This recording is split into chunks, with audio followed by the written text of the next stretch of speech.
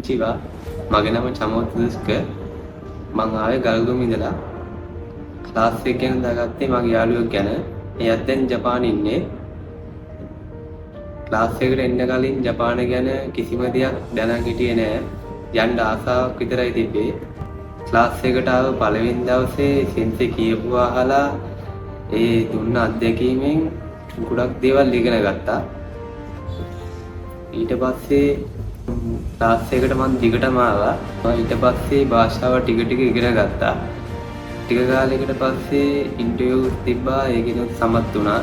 Document පාත් එක ගත්තොත් හරිම දුෂ්කර කාර්යයක්. අපි ගල්ගොමේ ඉඳලා ඩොකියුමන්ට් වලට දුරකථන ගෙවාගෙන සෑහෙන අවස්ථාවලදී ඇවිල්ලා තියෙනවා.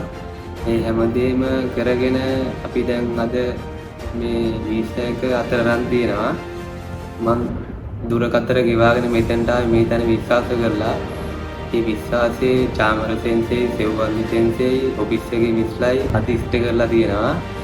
ඔයාලටත් ජපාන් යන්න අදහසක් තියෙනවා නම් යන්න හොඳම තැන ටෙටටෙක් ලංකා ආයතනය.